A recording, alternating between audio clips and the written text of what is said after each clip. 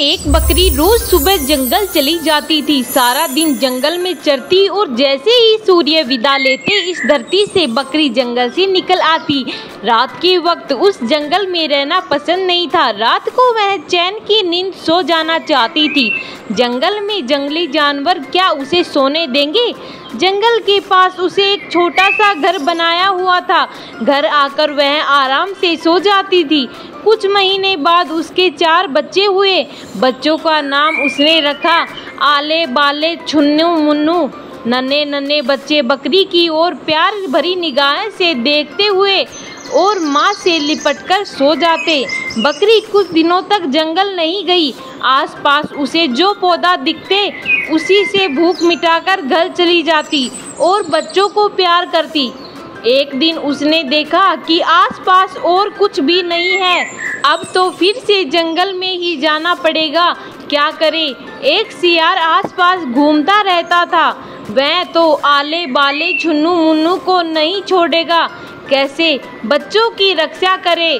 बकरी बहुत चिंतित थी। वह सोचकर उसने एक टटिया बनाया और बच्चों से कहा, आले बाले छुन्नू और मुन्नू, ये टटिया न खोलना। जब आऊं आवाज़ दूं तभी ये टटिया खोलना। सबने सिर हिलाया और कहा, हम टटिया न खोलें जब तक आप हमसे न बोले। बकरी अब निश्चित होकर जंगल चलने के लिए जाने लगी। शाम को वापस आकर आवाज़ देती है, आले टटिया खोल, बाले टटिया खोल, छुन्नू टटिया खोल, मुन्नू टटिया खोल। आले बाले छुन्नू मुन्नू दौड़कर दरवाज़ा खोल देते हैं और माँ से लिपट जाते हैं। वह सियार तो आसपास घूमता रहता था। उसने एक दिन एक पेड़ के पीछे खड़े होकर सब कुछ सुन लिया। तो ये बात है, बकरी जब बुलाती है तब ही बच्चे टटिया खोलते हैं। एक दिन बकरी जब जंगल चली गई, सियार ने इधर देखा और उधर देखा और फिर पहुंच गया बकरी के घर के सामने और फिर आवाज़ लगाई, आले टटिया खोल, बाले टटिया खोल, छुन्नू टटिया खोल, मुन्नू टटिया खोल। आले बाले छुन्नू और मुन्नू एक दूसरे की ओर देखा।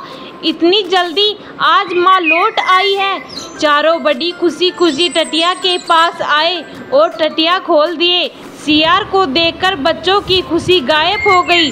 चारों उछल उछल कर आंगन की ओर भीतर जाने लगी। सियार कूदकर उनके बीच आ गया और एक एक कर पकड़ने लगा। आले बाले छुन्नू मुन्नू रोते रहे, मिमियाते रहे। सियार ने चारों को खा लिया। शाम होते ही बकरी भागी भागी अपने घर पहुंची। उसने दूर से ही देखा कि टटिया खुली हुई है। डर के मारे उसके पैर नहीं चल रहे थे। वह बच्चों को बुलाती हुई आगे बढ़ी। आले बाले छुन्नू मुन्नू पर ना आले आया, ना बाले आया, न छुन्नू आया और न ही मुन्नू आया। बकरी घर के भीतर जाकर कुछ देर खूब रोई। उसके बाद वह उछल खड़ी हुई और ध्यान से देखने लगी जमीन की ओर। ये तो सियार के पैरों के निशान हैं। तो सियार आया था, उसके पेट में मेरे आले बालू छुन्नू मुन्नू हैं। बकरी उसी वक्त बढ़ई के पास गई और बढ़ई से कहा, मेरे सींग को पैना कर दो। क्या बात है, किसको मारने के लिए सींग को पैने कर रही हो। बकरी ने जब पूरी बात बताई, बढ़ई ने कहा, तुम सियार से कैसे लड़ाई करोगी। सियार तुम्हें मार डालेगा, वह बहुत बलवान है। बकरी ने कहा, तुम मेरे सींग को अच्छी तरह से अगर पैने कर दोगे तो मैं सियार को हरा दूंगी। बढ़ई ने बहुत अच्छे से बकरी के सींग को पैने कर दिए। बकरी अब एक तेली के पास पहुंची।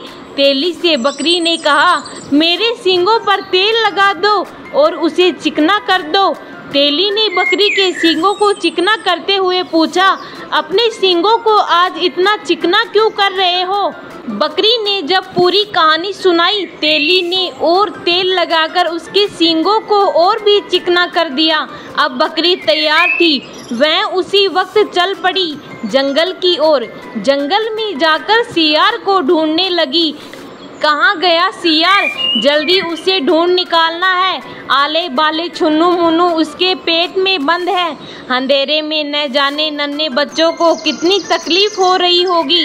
बकरी दौड़ने लगी, पूरे जंगल में छानबीन करने लगी। बहुत ढूंढने के बाद पहुंच गई सियार के पास। सियार का पेट इतना मोटा हो गया था, आले बाले छुन्नू मुन्नू को उसके भीतर थे।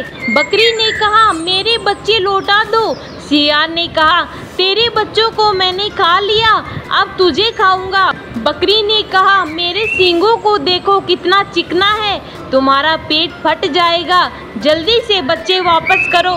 सियार ने कहा, तू यहाँ मरने के लिए आई है। बकरी को बहुत गुस्सा आ गया और वह आगे बहुत तेजी से बढ़ी और सियार के पेट में अपने सींग घोंप दिए। जैसे ही सियार का पेट फट गया, आले बाले छुन्नू मुन्नू पेट से बाहर आए।